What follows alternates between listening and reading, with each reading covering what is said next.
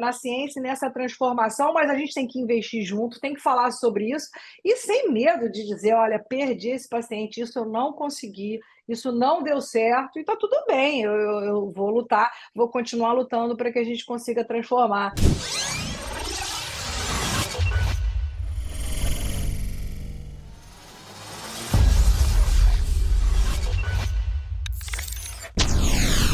Fala, doutores! Eu sou Ricardo Valente, oftalmologista aqui do Rio de Janeiro, idealizador do canal Fala Doutores. Canal esse você já vem conhecendo, veio tentando humanizar a saúde, apresentando a cabeçada dos meus queridos colegas, celebridades da saúde, que vem aí abrilhantando minha vida, trazendo muitos insights e abrilhantando a vida de todos vocês. Hoje tenho aí uma querida mestra, doutora Alessandra Siqueira, médica cardiologista, clínica também, professora de gestão de projetos da GV, mestrado, doutorado pela FRJ, MBA em Copiagem, coordenadora de ensino hoje no INCA, funcionária pública também, maratonista, médica de alta performance, mãe de três. A mulher é aquela mulher maravilha que está em todos os locais ao mesmo tempo, fazendo tudo para todos. Fala, doutora Lê, tudo bem? E aí, Ricardo, que prazer enorme estar aqui com vocês. Vamos lá falar sobre a saúde e a valorização aí do médico. Será que a gente consegue contar uma boa história, Ricardo? Cara, você começou bem, hein? Será que a gente consegue? Vai, ó, se a gente conseguir, vai engajar pra caramba, hein? Porque o pessoal tá precisando de energia, Alê. Sabe que né, o momento não tá um dos melhores momentos pra gente falar dessa história. Mas assim, eu acho que tem espaço, né? E aí a gente volta no pensamento da essência da profissão, que ainda continua sendo do cuidar do próximo. E aí eu acho que tem alguma esperança, né? Você tocou num ponto que eu acho que é muito interessante, Ricardo. Quando a gente fala, todo mundo tem uma história, cada um tem uma história única, né? Tem um livro interessante que fala sobre a importância da gente falar sobre a história única, e cada um tem a sua história. Eu vim de uma família que meu pai, médico, professor, mestre, doutor, foi inclusive meu orientador no meu doutorado, É no meu mesmo? mestrado, desculpa, no meu mestrado na área de cardiologia. Então, Que legal! o meu maior desafio e o início da minha carreira era muito eu lutar por esse lugar, né, de ser mestre, ser doutora, ter a melhor qualidade na formação, para que eu pudesse examinar um paciente e ter o que eu achava que ele tinha quando ele cuidava dos pacientes dele. E aí, de repente, eu fiz uma carreira completamente diferente da dele. Uma história que é completamente diferente e é complementar, porque afinal de contas, a gente é isso, a gente é essa multiplicidade. Eu sou muito orgulhosa de ser gestora, eu sou muito orgulhosa de ser mãe, eu amo ser maratonista e ter pacientes no meu consultório que sabem que eu não mando só fazer atividade física, eu vou lá e faço, e mostro a minha cara lá treinando, sofrendo e tomando a surra que é você conseguir uma performance com uma maratona, que não é para qualquer um, e ao mesmo tempo, ao mostrar a saúde, eu acho que é o principal, que é o cuidado. Quando a gente fala do cuidado, semana passada eu falei muito sobre isso, a gente fala sobre o cuidado em ato. O cuidado em ato significa a gente valorizar quem está na nossa frente, fazer a diferença, ouvir quem está na nossa frente, valorizar efetivamente para a gente trazer saúde do quem está na nossa frente, mas também de toda essa população brasileira que merece aí todos os nossos estudos, e a gente está preparado para a mudança. Você estava falando dessa história de ser exemplo, e quando você falou, eu fiquei pensando nisso, eu não estava lembrando quem era, agora veio a pessoa. Eu gravei com a Marileia, que é Aham. Bradesco lá do Nordeste, e ela tem muito essa pegada, cara, de pô, mostrar para os pacientes dela que é muito legal, né? Tipo, ser exemplo, né? Fazer Eu o acho que é mais do que, que o isso. que a gente Eu acho que prescreve, é né? mais. Antigamente existiam médicos clínicos e cardiologistas que fumavam nos seus consultórios. Se você pensar que a gente já tinha evidência em saúde que o cigarro provocava doença cardiovascular, aumenta a incidência de câncer, etc., eles estavam fazendo uma loucura, eles estavam mostrando uma coisa complicada e ruim nos seus consultórios. Hoje em dia isso não existe mais. A gente tem essa vantagem que é a utilização e a nossa exposição, que por um lado todo mundo tem um monte de gente criticando a inteligência artificial. Eu acho que a gente tem que usar a tecnologia a nosso favor, se expor, e a vulnerabilidade faz com que a gente tenha realmente um exemplo verdadeiro. Se mostrar quem você realmente é, com as suas dificuldades no seu treinamento, num consultório, num dia que você sofre, é você se tornar humano. E aí você se aproxima do outro e você consegue cuidar dele melhor, né? Então, eu acho que isso que é o diferencial de hoje em dia, quem cuida dos pacientes. E eu não acho que isso é diferente na gestão, eu não acho que isso é diferente quando eu estou ensinando, quando eu estou dentro das minhas salas de aula, nos alunos, nos projetos de FGV, também não é diferente quando eu estou capacitando.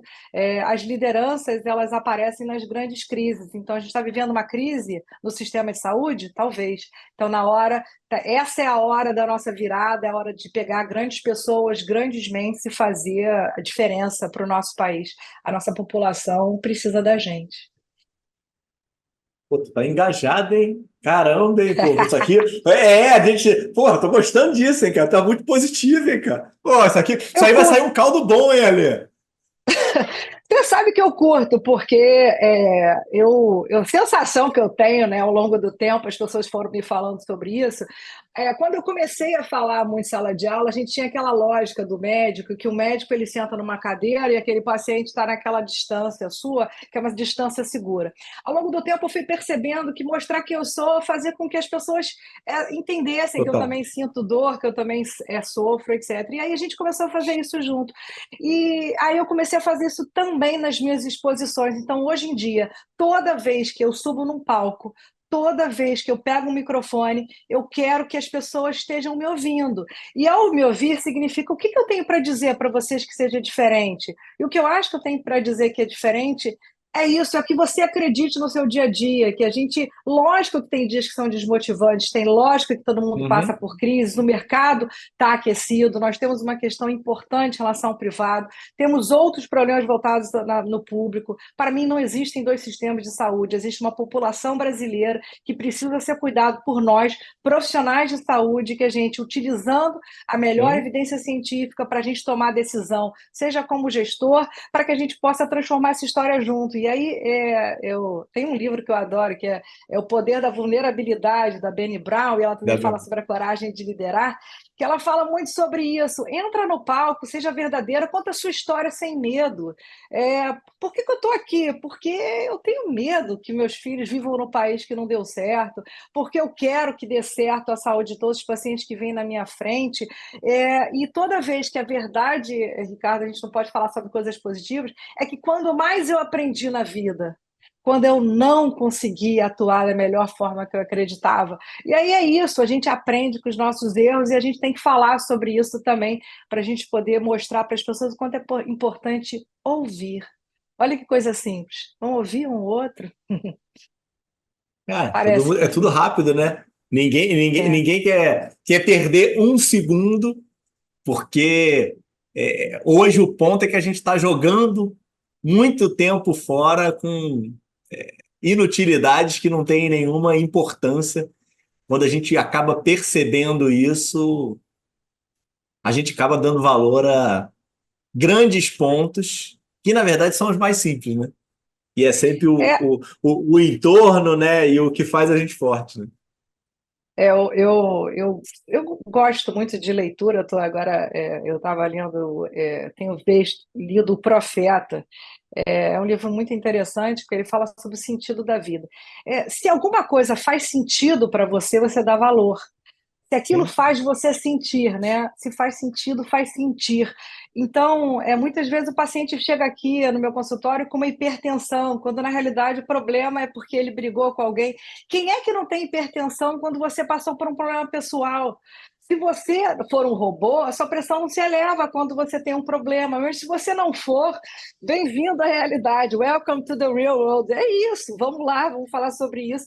E se eu tivesse o remédio para curar estresse e essa sociedade do consumo, a gente estava milionário. Aí assim a gente ia falar sobre como é que a gente ganha dinheiro, Ricardo.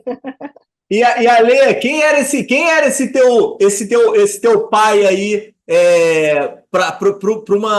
para uma menina aí em formação, o qual exemplo era, como é que era esse olhar aí que você tinha para ele? Ele que te modelou, É, né? Obviamente aí para você seguir a tua jornada, é, né? Eu diria que meu pai e minha mãe, os dois são professores, então eu acho que a formação e a educação de qualidade sempre teve ali na minha essência.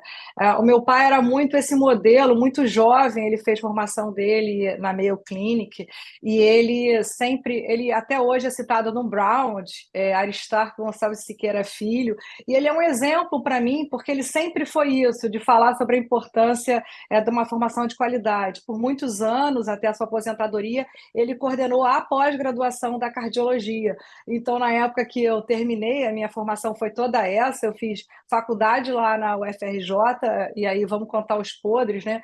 Eu não passei de primeira para a UFRJ, mas eu queria ir atrás dele, é como se aquilo fosse uma meta, então eu não aceitava nenhuma outra faculdade. Então, eu fiz de novo o vestibular para que a gente conseguisse realmente estar lá perto dele. Eu não sei se era uma procura do meu pai ou do professor, teve muita análise depois disso para descobrir e mostrar esses outros papéis, e na hora que a gente chegou lá e foi vendo a importância desse saber, etc., ele foi um grande exemplo para mim. Ele fez residência na Mayo Clinic e ele já voltou para o Brasil. A minha mãe comigo na barriga, e ele, meu irmão mais velho, é americano, tem dupla nacionalidade até hoje, e ele me ensinou muita coisa em E mora relação à aqui ou medicina, mora né? lá, teu irmão? Não, todo mundo mora aqui no Brasil. Hoje em dia ele é promotor de justiça e tem essa dupla nacionalidade. Mas é interessante, eu tenho dois irmãos, um mais velho, uma mais nova, e todos nós sempre tivemos muito assim, muito senso de família, todos nós valorizamos muito a formação, tanto meu irmão quanto minha irmã fizemos mestrado, então acho que isso vem de berço. Por isso que eu acho que o exemplo que é a melhor forma de transformar a sua saúde, a cultura do bem-estar e a verdadeiro exemplo é que faz com que as pessoas acreditem naquilo que você fala, porque a comunicação, né? A gente está aqui num canal, mas brincando sobre a comunicação, as pessoas estão prestando atenção na metade do que a gente fala, engaja elas quando Sim. aquilo faz sentido com ela e quando ela sente, fala, nossa, é verdade isso, eu já passei por isso. Então, é isso, a gente tem que comunicar o que a gente pensa, o que a gente vive, e meu pai fez isso comigo e minha mãe, que foi meu grande exemplo, assim. Ela sempre acreditou que falar a verdade era o que fazia a grande transformação. Ela sempre investiu na nossa formação do início ao fim e ela estava lá como um pilar de orgulho. Eu passei por uma situação muito complicada recentemente, que eu posso até contar. Eu vivenciei um suicídio de um garoto jovem da idade dos meus filhos, então você muda muito com a sua maternidade e tal. E na hora que eu saí disso, eu me sentindo impotente, porque a medicina, ela pode parecer legal, né, para todo mundo que vive, mas ela dá uma sensação muito grande de impotência quando você não consegue aquilo que você quer. E aí eu vim impotente diante do que, nossa, eu não consegui fazer tudo aquilo que eu sei que eu poderia.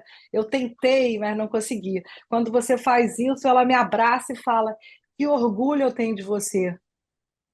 Porque não é sobre o fazer tudo, é sobre o tentar, Uhum, é sobre você uhum. acreditar que você faz a diferença e que você não é sobre salvar vidas, é sobre estar lá do lado do nosso paciente, ouvindo ele, mesmo que seja num sofrimento, que seja no final de Sim, vida sim, ou sim. numa última tecnologia. Então, eu gosto muito de falar sobre isso, sobre o sentido que você tem em cada atuação sua. Então, eu amo ser mãe, amo ser professora, faz sentido comigo.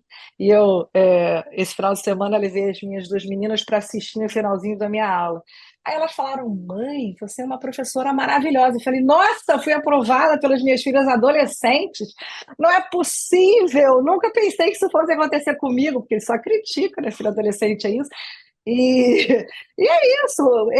Se você faz a diferença, tira essa máscara, né? Eu sou médico maravilhoso, professor, doutor, emérito. Exatamente. Aí você não engaja. Vamos falar sobre as nossas Mas dificuldades também, peraí, né? agora vamos continuar na sinceridade. Seu pai Sinceridade. aí, sua mãe, tudo bem, super exemplo na formação, mas tinha essa questão aí que você conseguiu hoje perceber e conectar com teus pacientes de ser exemplo de saúde também, ou isso aí também não? É moderno isso? Teus pais. O meu pai sempre foi uma pessoa que investiu na saúde. Ele sempre gostava de fazer corrida, futebol. Ele é fascinado, o flamenguista me ensinou a sofrer.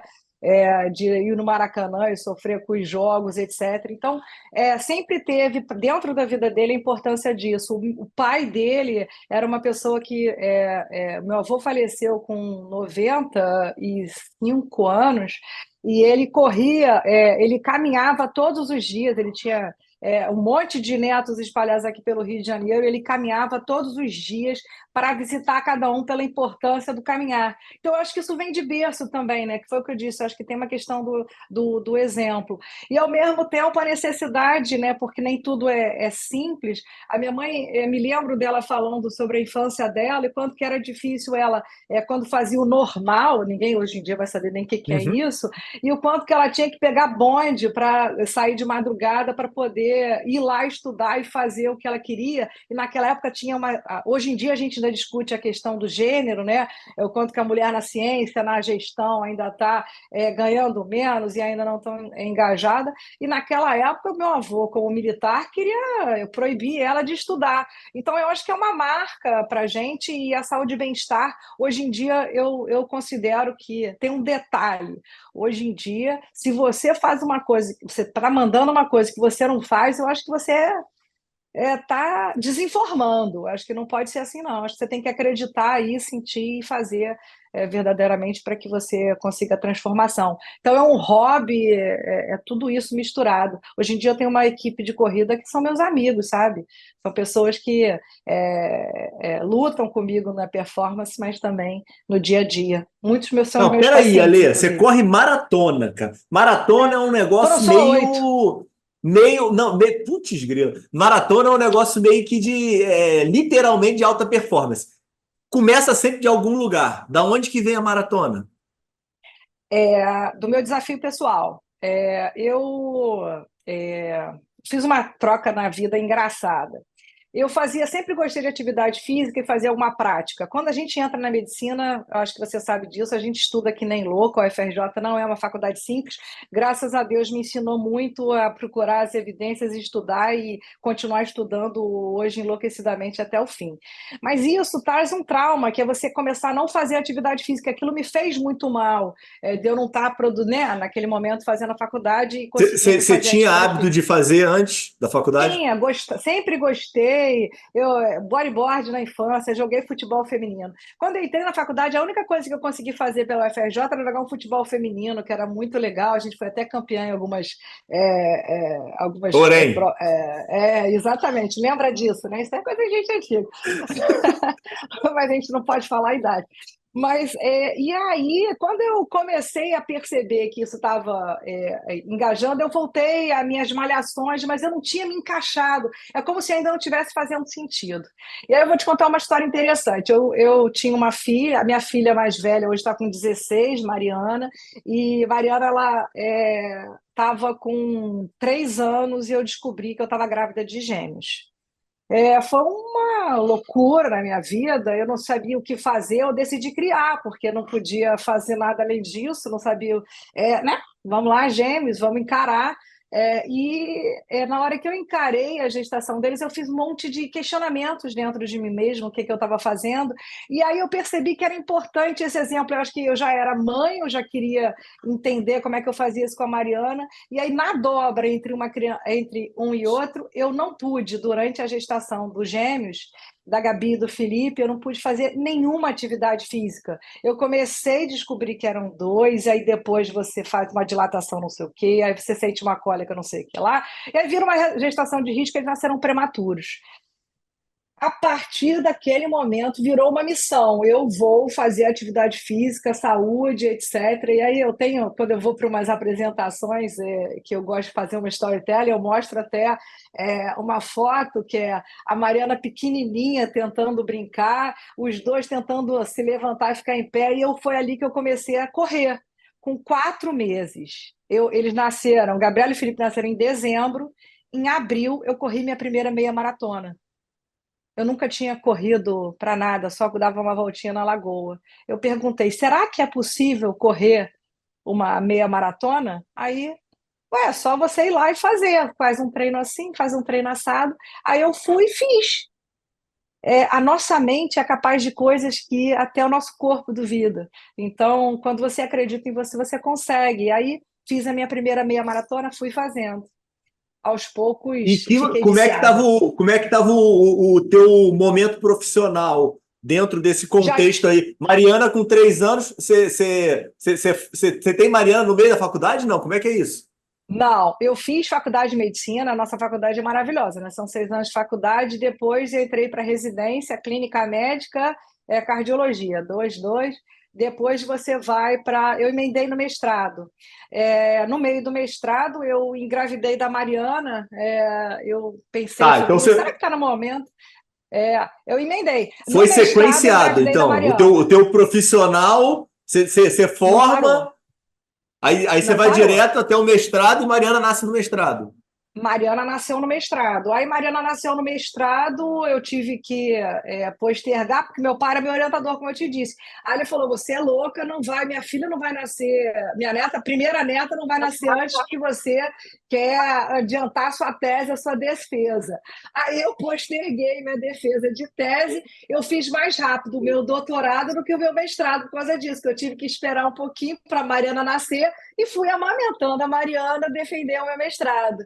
Nunca vamos esquecer desse momento solene. Meu pai, que era meu mestre e tal, né? Um grande exemplo, ele falou assim para mim, ele foi todo tenso, você se preparou para a aula? E ali eu percebi, eu sou uma professora também. Eu fui apresentar o meu mestrado e aí ele fez assim na cadeira. Quando ele fez isso, eu falei, estou aprovado. Eu passei pelo crivo do meu pai, agora ninguém me segura. E foi E assim. isso foi tranquilo ali? A questão essa cobrança tua por ser filha do teu pai, como é que foi isso daí para você? Isso teve muita terapia, tenho certeza. Você já deu aí um spoiler É, aí na tua fala. não, vamos. A gente pode contar um monte de história bonitinha, né? Mas eu gosto da história verdadeira. Pô, Na pelo amor de Deus, verdade, né? Poxa, tua mãe, olha aí, pô. exatamente. A história verdadeira, o nu e cru é essa, assim, na verdade, nunca foi fácil. Ricardo, para você investir em informação de qualidade e ao mesmo tempo você está investindo em você, você tem que ter equilíbrio. E o que eu acho que está faltando hoje com a nossa humanidade é um pouco isso, pensar sobre o equilíbrio. O que faz sentido para mim, e por isso eu estou engajada na minha profissão e fazendo tudo isso, ou na minha sala de aula, e tudo que você faz, você se entregar naquilo verdadeiramente e ser feliz com aquilo que você faz, mas ao mesmo tempo você conseguir fazer uma quebra, uma transformação em relação ao que é difícil, né? E não foi fácil ser mãe, mestrado com Mariana. Amamentar exclusivo, na época eu só era do privado e eu trabalhava só em diversos lugares, fazia exames cardiológicos, já tinha um consultório, que eu comecei o consultório cedo, desde o do primeiro dia da faculdade eu comecei a fazer consultório, meu pai já era médico e tal, então me facilitou. Então eu investi do início da faculdade no consultório, no cuidar do paciente, e ao mesmo tempo a luta aí pelo meu pai. Quando você chega e entra no mestrado, defende, aí você se sente sólido o suficiente para dizer, tá, e Uhum, agora qual é o meu caminho, qual é o próximo desafio? Aí uhum. foi.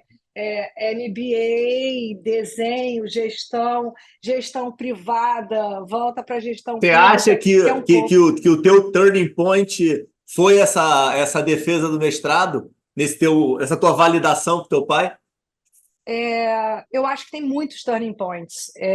Eu acho que o principal turning point de todo médico, primeiro quando você começa uma formação, existem todas as inseguranças do saber. E aí você descobre que o saber é enorme e nunca você vai saber o suficiente. Aos poucos, e hoje em dia a gente fala muito sobre isso, né, com esse grande número de volume de informação que a gente tem, todo mundo hoje em dia só pega, né, o seu telefone e aí a informação está aqui na sua mão, mas você tem que saber usar. Então, vamos raciocinar como é que é isso. Isso significa um monte de coisa, significa que você tem acesso a tudo, mas você tem que ter qualidade o suficiente para ter uma escuta adequada, que é um bom médico. Você Uhum. tem que saber estar ali com o seu paciente presente e não no seu celular enquanto você está conversando com alguém. E esse que é o equilíbrio que eu acho que ainda está faltando. Então, meu primeiro turning point foi esse, chegar e defender meu mestrado e entender. Fui muito no mestrado, você imagina, dar aula com meu pai, que tinha sido uma pessoa que tinha me ensinado 19 formas de palpar o fígado. Hoje em dia, a pessoa chega no consultório, faz ultrassom, tomografia, e eu tinha aprendido a semiologia com uma pessoa que mostrava como é que era a onda P. E eu falava, meu Deus, eu nunca vou conseguir ser essa pessoa que sabe isso tudo. E aí eu descobri que eu não precisava. Eu podia ser eu podia ter o meu conhecimento, e aí eu comecei a lutar pela gestão pública e etc. Quando eu fui para o mestrado em clínica médica, na área de economia de saúde, meu pai não entendeu. O que você está fazendo, minha filha? Eu não estou entendendo. Por que você vai para economia de saúde? Você é médica. E aí, no meu doutorado, eu convidei ele para ser uma das pessoas participando do meu artigo. Eu publiquei um artigo falando sobre o impacto econômico das doenças cardiovasculares no Brasil, dentro da Revista Brasileira de Cancerologia, e ele entrou e começou a ler. E aí, no doutorado, foi essa outra virada. Ali eu já era mãe, eu já tinha entendido que eu, no meu dia a dia, tinha as minhas metas pessoais, que eram as minhas metas de maratona e tudo que eu queria fazer, e ao mesmo tempo tinha as minhas metas profissionais também. Então você não pode esquecer que nós somos múltiplos, e isso não é demérito. Eu ser mãe me faz melhor médica, eu ser maratonista me faz enxergar melhor, inclusive minhas atividades de gestão. Quando eu corro, eu depois trabalho melhor enquanto líder, porque você conseguir ouvir, você conseguir entender os problemas dos outros. Então, essa multiplicidade está fazendo com que a gente seja talvez melhor. Eu acho que são muitas viradas, então no meu doutorado também teve essa. Eu me lembro da minha frase, ela assim, agora eu cheguei no meu ponto final, mas nunca vai ter o fim. E aí eu começo a contar a minha história. A partir dali, todo lugar que eu chegava, eu tô com o microfone na mão, o que que eu quero dizer? O que eu quero dizer é a verdade, eu quero transformar você, que você acredite na sua saúde, porque ninguém transforma a saúde do outro, concorda? Eu não posso falar para você, Ricardo, olha, eu estou achando que você poderia fazer isso com a sua saúde, mas sair com uma receita na mão de um remédio ou de uma dieta não faz você mudar a sua saúde. Você que tem que entender que ela é sua e que você precisa mudar ela. E aí tem toda a sua história, cada um tem uma, né? Falei demais, né, Ricardo? E aí, como é que muda a saúde? Gostei disso. Vamos desenvolver isso daí. Ficou bom demais isso. Já virou corte, É, já. já. Como é que muda a saúde?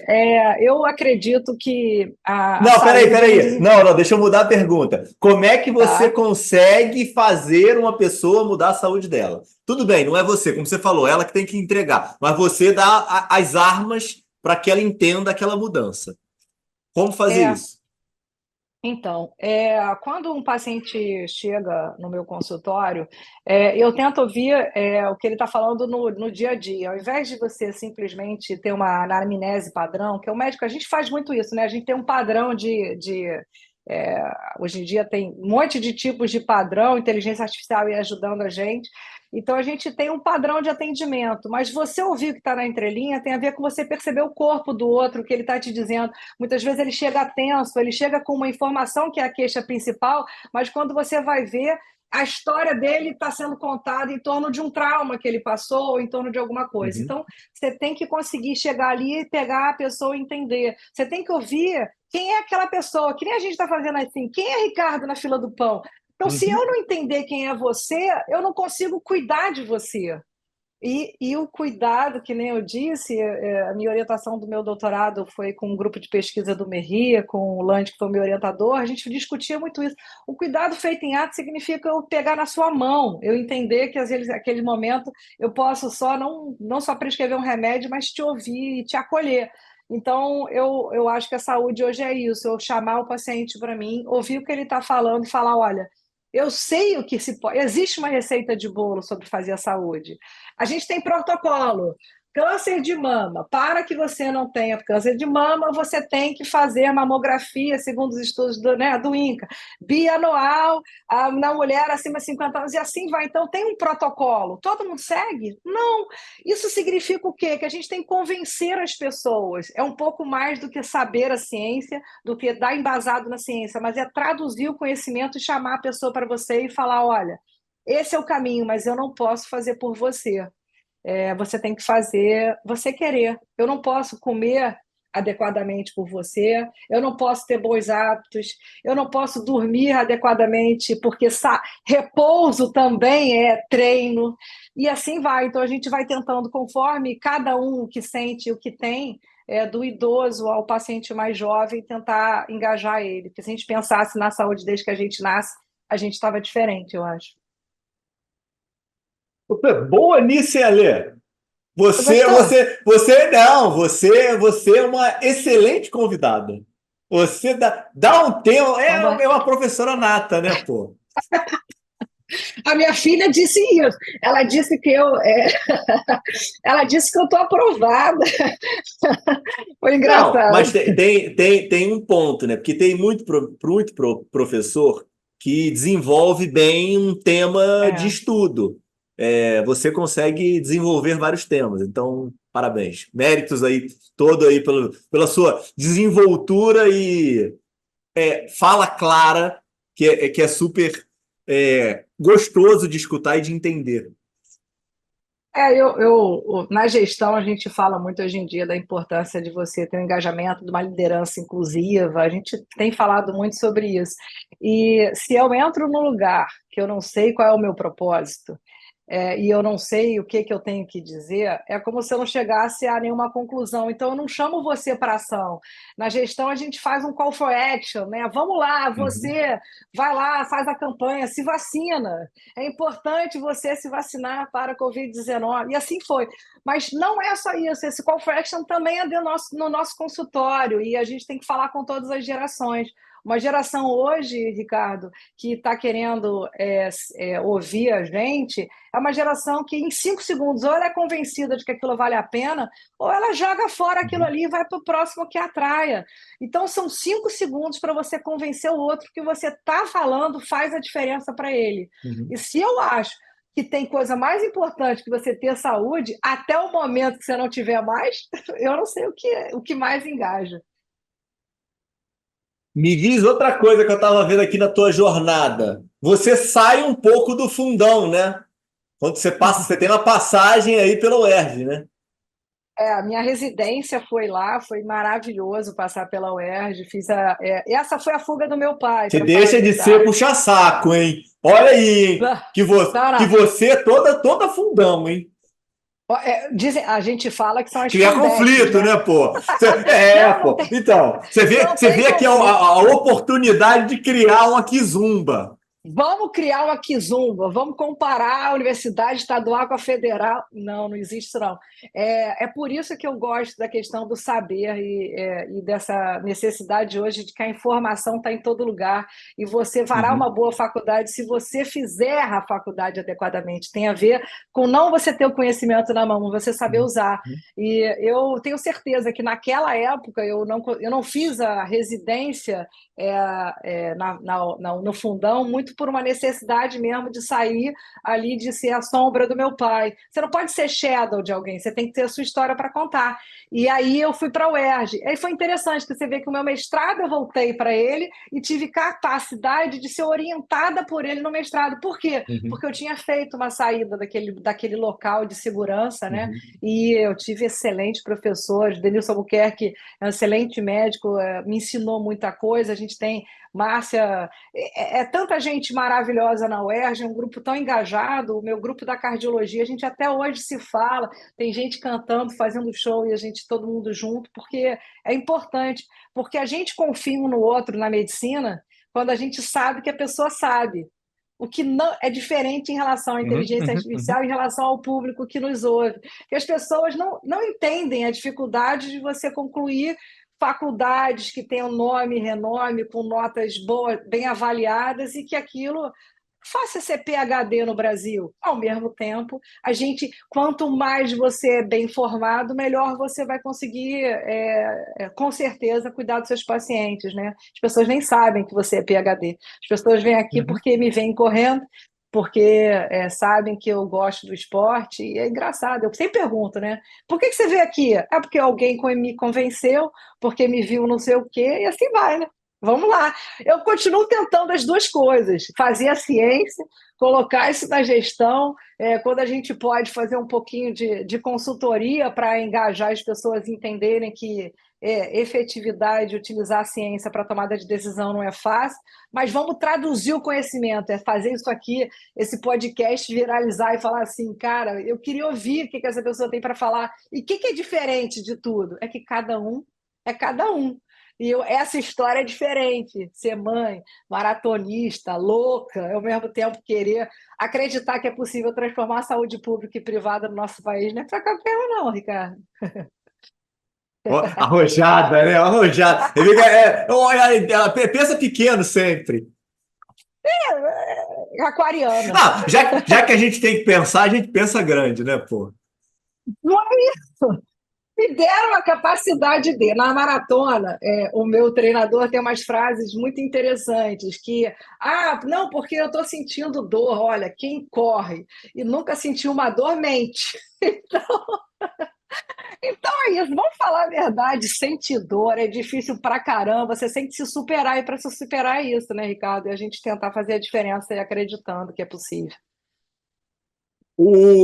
Como é que é a tua passagem? Como é que você vai parar lá no Bradesco? Como é que é a tua passagem, tua entrada aí numa empresa aí, líder de mercado? O que te leva para lá? Eu trabalhei muito tempo por conta própria, como médica do privado, e empresa minha, ecocardiografia, em vários hospitais muito bons, Rio de Janeiro, etc. Só com, realmente eu investi em ter pessoas próximas, porque eu não sei se você sabe, mas ter pessoas boas próximo de você que faz a diferença. Tem muita gente que tem medo, né, das lideranças, etc., mas ter pessoas excelentes perto de você que faz toda a diferença para você fazer a diferença. E aí, na época, eu estava muito no privado e só com coisas do privado. Mariana nasce nesse momento que eu já estava fazendo uma virada grande sobre isso, porque você, quando é mãe, tem uns questionamentos, né, de quem você é e como é que você faz Uhum. para estar também como mãe e não perder essa função profissional. E nessa hora eu aceitei esse desafio de entrar na gestão, já tinha feito meu MBA, estava fazendo meu MBA, então eu entrei. Terminei o meu MBA falando sobre a qualidade, a importância das operadoras de saúde, dos sistemas de saúde, falarem com valor em saúde, porque isso a gente vem discutindo há muito tempo, e ao mesmo tempo trabalhei lá por bastante tempo. A minha virada Uhum. do privado para o público foi depois por conta dessa história. Então eu já estava na Bradesco, Mariana me faz rever isso tudo, e aí de repente eu me vi dentro do serviço público. Foi o que eu disse, eu não acredito que tem dois sistemas de saúde. Existe um Brasil enorme, com um monte de diversidade, com milhares de pessoas precisando de bons profissionais de saúde. Então vamos falar sobre isso, vamos parar de competir, vamos juntar os nossos saberes. É como na gestão, juntar as mãos para a transformação. Então, eu acredito que a gente tem um sistema grande de saúde, que a gente precisa transformar a saúde pública do nosso país, e a gente tem que ter uma agência de saúde suplementar que dê conta de um recado que a gente também tem muitos desafios, né? Então, vamos trabalhar nisso juntos, sem que isso seja isso versus aquilo. Que tal ser todo mundo junto? Porque a gente é isso, Ricardo. Você já viu algum médico que trabalha num lugar só? Você conhece? Nunca vi. Nunca vi. Essa tua jornada é muito legal, né, Ale? Você vem, tipo, conseguindo se conectar e unir todos os seus predicados em prol do paciente, em prol de uma estrutura de saúde diferenciada. Quando você faz essa migração aí, dentro de todas essas características e peculiaridades da tua vida, você sentiu muita diferença dessa questão privado-público até você conseguir encarar tudo como único e que a gente precisa unir as mãos e fazer um sistema de verdade único para frente? Eu senti muito. Primeiro que, assim, como eu te disse, né? É como se o público fosse os idealistas, então é como se fosse uma luta política que não é. Eu, quando virei servidora pública, é você entender o que significa administração pública. Existem coisas que só são feitas e resolvidas por políticas públicas. Isso significa de uma dor de cotovelo ao. Agora eu estou com um aluno meu que, enfim, trabalha no Einstein, que ele está querendo mostrar como que não existe uma política pública da dor da coluna. Uma dor de coluna abala todo mundo, em todo o país, do público ao privado. Faz diferença se você está sendo atendido no privado ou no público? Nós somos todos brasileiros que temos um monte de problemas de posturas inadequadas e um monte de problema na coluna. Então, você entende como isso tudo se fala? As Uhum. minhas formações foram em universidades públicas. Então, a sensação que eu tinha é que eu tinha que devolver o que a universidade pública me deu de melhor. A minha formação toda foi para dentro do público do Brasil. Então, como devolver? Estando ali presente, tentando transformação. Para isso tem que ter idealismo, tem que acreditar. Passei por muita dificuldade, muita pancada. Já fui, inclusive, coordenadora de assistência, já fui assessora de direção, já fui diretora de ciência e tecnologia, mas você tem que ter coragem. Clarice Lispector tem uma frase que eu adoro, que ela fala assim: nós temos medos bobos e coragens absurdas. Às vezes a gente tem medo do básico, sabe? Das coisas Uhum. mais simples, que é isso, né? A gente tem medo de morrer. Se você conversar sobre isso com seus pacientes, a gente tem um monte de receios, mas a gente tem que ter coragem para transformar, e para isso que eu acho que a gente tem que juntar esses saberes. Então, vamos lá, temos sim uma caixa de desafios em relação ao mercado do privado, com todas as oportunidades, e o Brasil está vivendo uma grande reviravolta em relação a isso. Temos um sistema Uhum. público que a gente tem que investir, que tem que financiamento, economia de saúde, tem muito a ser discutido aqui, mas a gente precisa conseguir fazer isso de uma forma que a ciência esteja sendo utilizada para a gente transformar essa história. Então tem que ter muito cálculo e tem que ter integração entre os sistemas. Não existem não só dois sistemas de saúde, não existe base diferente, o brasileiro é um só. Então a gente tem que enxergar ele como um todo para que a saúde modifique. Dentro do meu consultório eu consegui enxergar que é a Maria, que sente isso, que perdeu a sua filha não sei o quê, que sentiu não sei o que lá, que tem essa história do passado genética, e o que eu posso oferecer de melhor para ela de tecnologia, de remédios, mas também de dietas, etc., para transformar a vida dela. E, ao mesmo tempo, essa mesma literatura ser utilizada para transformar o todo, ou seja, ser criadas políticas públicas, que a gente fala assim, política pública informada por evidência. É um sonho. Mas a gente está muito bem em relação a isso no Brasil. A gente vem investindo nisso e a gente tem que falar sobre isso muito para a gente acabar com essa desinformação em saúde. Tem que comunicar direito isso, sabe, Ricardo? Bom, é o que faz a maior diferença, né? E a gente vem passando, infelizmente, num momento de muito conteúdo, mas uma desinformação absurda, né? E aí eu acho que um É. ponto que você estava citando, e aí, poxa, eu vou te falar que é um negócio que eu tento fazer muito aqui, de certa forma, unir os bons, Ale. É. Sabe? Porque, assim, eu acho que a gente fica hoje se sentindo meio sozinho. Teoricamente, a verdade é algo que, pô, dói, é algo que muitas vezes, e inicialmente, as pessoas não querem escutar. Você muitas É. vezes apanha mais por causa disso. Fazer o É. correto é muito mais difícil.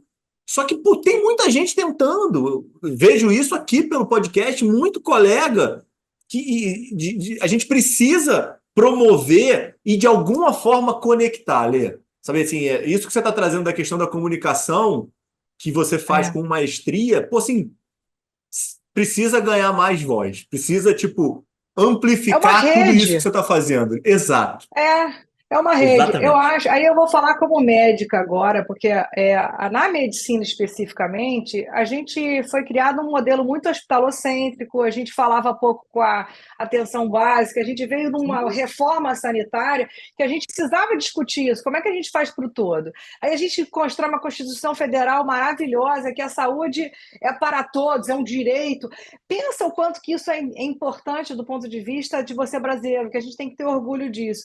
E a gente, enquanto brasileiro, a gente foi falando mal disso, e nós médicos, ao invés de nos unirmos para termos essa voz, a gente começou a competir, como se alguém fosse melhor que alguém em relação a isso. E a gente só tem uma voz consonante com a ciência e junto quando a gente está em rede efetivamente. E aí é uma rede verdadeira. E não é uma rede só, e eu acho que eu chamo a atenção disso, não é uma rede só de pessoas que têm notório saber.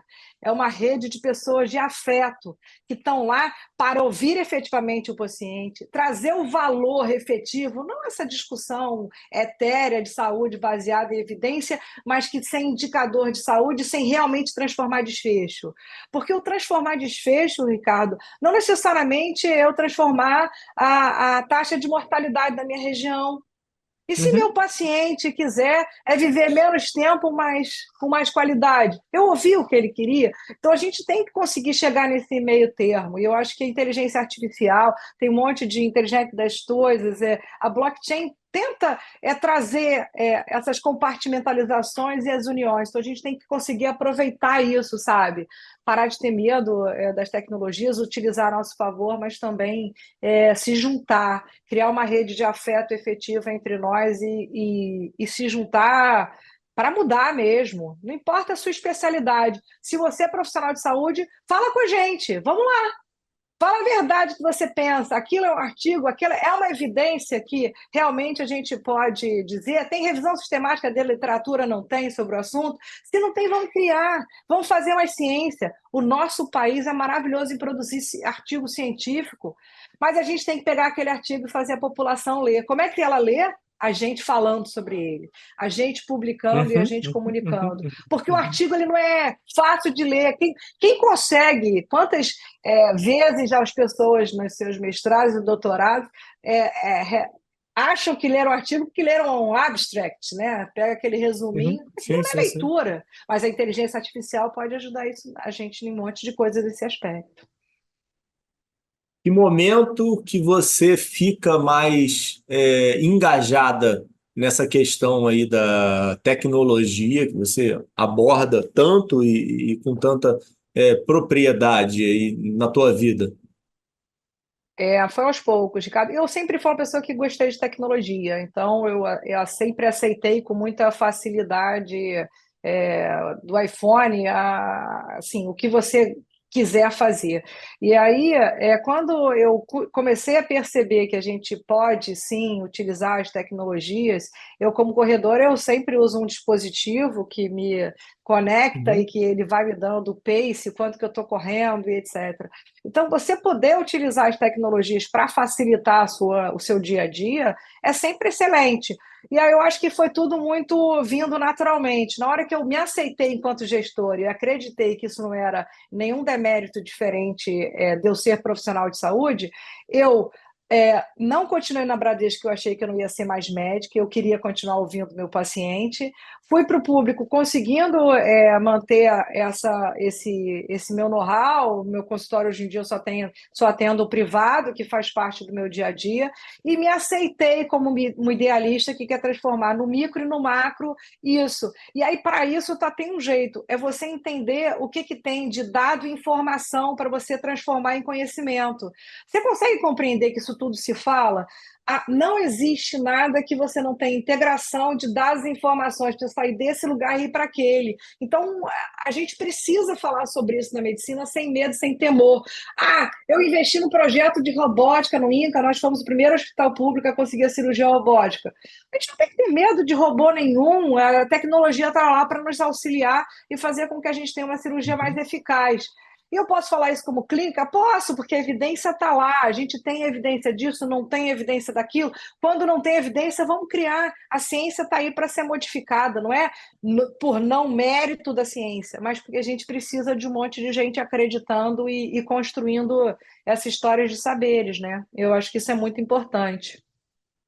Eu deve ter uns 3 ou 4 episódios que eu gravei com o Felipe Kitamura, né? Que é diretor lá de Sim. inovação da DASA. Uhum.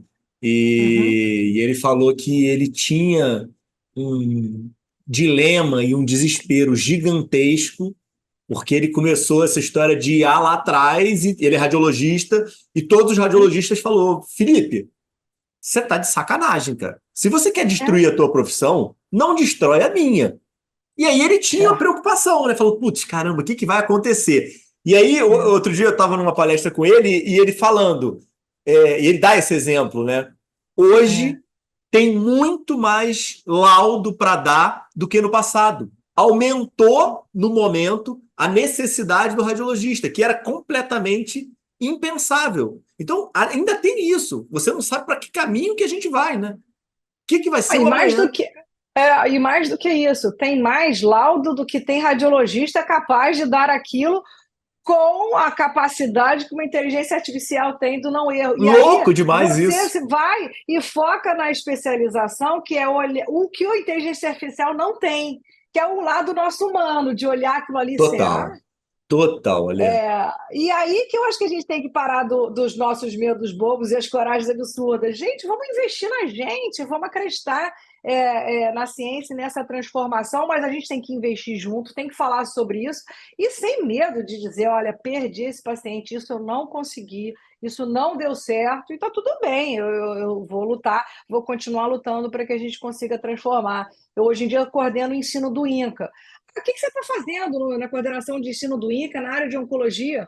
Você, gestora, você não pode saber que todos os artigos foram publicados sobre a área de oncologia? Claro que pode. Não é sobre isso, é você conseguir fazer com que as pessoas sejam felizes nos seus lugares de trabalho, que elas acreditem que aquele ensino é de qualidade. Então, hoje a gente tem do ensino técnico a pós-graduação acadêmica, mestrado profissional, mestrado e doutorado acadêmico, e ao mesmo tempo a gente está com curso à distância. Mas qual é a nossa pegada? Vamos transformar a saúde, vamos fazer com que as pessoas parem de ter medo do câncer e encarem isso com seriedade, porque ao encarar a verdade, você consegue fazer um diagnóstico antes, você consegue transformar. Se você nunca acreditar que o câncer vai te pegar, você não vai querer mudar a sua saúde, né? Então, eu acho que é muito isso. Em todo lugar que você tiver, se você tiver oportunidade, fale sobre isso. Agora, lenha. Quero que você fale agora de como que foi tua passagem pelo Ministério no meio do caos. Dá aí um overview aí de como é que foi, sem detalhamento. Não, isso é fácil. Como você pode perceber, o meu currículo desde sempre, quando eu entrei na faculdade de medicina, eu recebi uma bolsa do CNPq. Ali eu virei uma pesquisadora. Recebi uma bolsa de CNPq e os pesquisadores da época, ali no CCS, no Fundão, me ensinaram muito nessa busca do que significa ciência. Isso nunca saiu de mim. Eu fui fazendo medicina, indo muito para o privado e investindo naquilo que eu acreditava. Uma saúde de qualidade, sem dúvida nenhuma, você consegue fazer muito bem no privado. E aí você vai indo numa direção. De repente, eu me via. Eu já era médica, eu já era gestora, eu já tinha MBA. Eu já tinha muito. Quantas pós-graduações você ouviu? A residência, o MBA, cursos de liderança e não sei o quê. Então, eu já tinha um know-how suficiente para um lugar de fala, que eu vou ser diretora de ciência e tecnologia. Então, para mim, era juntar dois sonhos. Tá, eu estou aqui na gestão, mas eu estou falando sobre ciência e tecnologia. Eu acredito que nós temos que continuar investindo na ciência e tecnologia do nosso país. Ah, mas você é louca. Sou, mas eu acredito. Fui lá, fiz, dupliquei o orçamento da ciência e tecnologia, a gente conseguiu seguir investindo na ciência e a gente continua criando as redes e os laços. Até hoje trabalho com milhares de pessoas junto comigo, porque é sobre as pessoas que estão nos lugares que conseguem as transformações. Nós temos servidores públicos maravilhosos dentro da saúde pública que gostam, acreditam e que querem essa transformação. Você vai ver, agora vai ter um concurso aí para um monte de gente querendo, porque é isso, a gente quer a transformação do nosso país, muita gente só não sabe como. E não é sobre o que você faz, mas é como você faz. A saúde é como. Ricardo, eu te convenço se eu te mostrar como que é. Se você for verdadeira, sabe? Aí vamos falar sobre isso, né? Eu acho que é um pouco disso. Muita filosofia junto, né? Pô, mas é maravilhoso. Pô, muito, muito, muito, muito bom, ali. É muito legal esse, assim, esse teu. Você acha que você chegou em algum momento, ali, tipo, meio que quase que uma catarse, um momento de inflexão em que você conseguiu. A gente estava conversando sobre isso, né? Você Uhum. conseguiu conectar essas várias partes da essas tuas aptidões profissionais e pessoais para oferecer um serviço de qualidade e não único. Você continua ainda com diferentes frentes de trabalho, sendo você. Como é que está esse teu momento aí? Eu, por muito tempo, eu falava dos meus pacientes só como se eu fosse médica. E na gestão é como se eu não estivesse mais fazendo consultório. Eu acho que tem um pouco disso, né? Que eu sou gestora, que Uhum, é como se você segmentasse. Ao longo do tempo, eu fui percebendo na gestão a gente faz muito isso. Competências, habilidades, atitudes para atingir uhum, resultados hoje em dia com valor, com entrega daquilo que você está fazendo e etc. E se a ciência e tecnologia, que hoje em dia, como servidora, eu sou analista em gestão pública, sou analista em ciência e tecnologia. Se eu não puder, em todo projeto que eu desenhar, que eu sei desenhar muito bem projeto significa entrega. Isto que eu vou te entregar hoje pode ser um estudo, pode ser a sua saúde, pode ser um medicamento. Olha como isso tudo se fala. Então você tem que entender que nós somos múltiplos, o fato de nós sermos humanos significa que a inteligência artificial está tudo bem usar e que a gente vai utilizar ela na gestão, na inovação. E aí eu comecei a falar muito sobre as inovações tecnológicas na saúde, as inovações tecnológicas no cuidado, muito sobre as inovações tecnológicas na educação, porque tudo isso tem uma faceta que parece diferente, mas ela não é. A gente está tudo falando sobre as mesmas lógicas para o direito, para a área da saúde, não importa. São saberes diferentes, mas que eles sempre foram construídos. Se você olhar a história da humanidade, os grandes filósofos eles eram de tudo um pouco. E eles não eram uhum. criticados por isso, né? Eu acho que a gente tem que se aceitar e dar o nosso melhor. E o nosso melhor é quem a gente é. E você acreditar nisso e seguir. Então, acho que esse é um diferencial de cada um. A minha dobra foi muito essa. Eu fui para Brasília, não é fácil estar longe dos seus filhos em determinados momentos. Me encontrei comigo em relação a muitas coisas, porque isso me fez refletir quem eu era e quais são os meus próximos passos e me aceitar independente de quem você quer ser. Eu acho que é muito Sim. isso, né? Quem você quer ser está na sua mão. E aí, eu, hoje em dia, chego para os meus alunos, eu acho que você já foi meu aluno, sabe disso, pegar assim, a caneta está na sua mão. Você pode, não temos dinheiro para prescrever o último quimioterápico e, ao mesmo tempo, isso, né? Vamos falar sobre todas as tecnologias, mas a gente precisa fazer a conta, tentar isso e aquilo, e, ao mesmo tempo, usar a nossa caneta de uma forma verdadeira e efetiva. Custo-efetividade, ao mesmo tempo, o cuidado verdadeiro, né? Eu queria te convencer que você tem uma boa saúde cardiovascular. E aí, cara, você está praticando atividade física? Se você não está, tá errado. Sabia que eu tô completamente sedentário, né? Tô Ah, aqui não constrangido. acredito, cara. Você Tô não tem. aqui constrangido. Tô aqui constrangido, Eu te gravando episódio com avisei que eu ia você. chamar Tá? você para ação. Eu tô constrangido aqui gravando episódio. Eu sou uma pessoa completamente transparente também. Diabético há 30 anos, sedentário, cara. Isso é uma vergonha. Impressionante. Uma Não, eu vou te vergonha. convencer. Não, Vamos fazer o seguinte: você vai alavancar. Eu estou descobrindo aqui uma potência, né? Eu acho que eu tenho que fazer podcast, que você está me ensinando isso aqui. Então eu te ensino a ter saúde cardiovascular. Pode ser?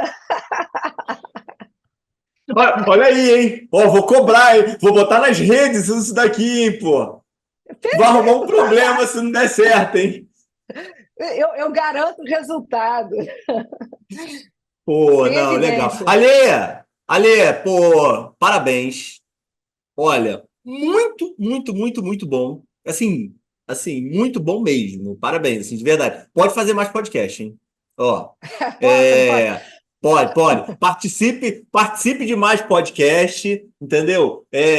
O podcast acaba que tem uma troca, mas é um lugar de fala muito do convidado, né? Sim. E então, às vezes, não é a coisa mais que você vai gostar mais de fazer a inversão de papéis. Mas em termos de ir para todos os podcasts aí possíveis, vale muito a pena. Então, poxa, você é muito boa conectando as ideias, desenvolvendo os assuntos, e passa uma mensagem super positiva, que eu acho que a gente está... e sincera, que é o mais difícil, tá? Que a gente está precisando muito disso. Então, poxa, assim, de verdade, obrigado aí pelo teu tempo, obrigado pela tua participação. Sei que você está aí precisando ainda ver paciente, são agora 8:45 da noite e você ainda vai sair para visitar paciente, tá? Então, assim, você é uma guerreira aí, um exemplo para todos nós.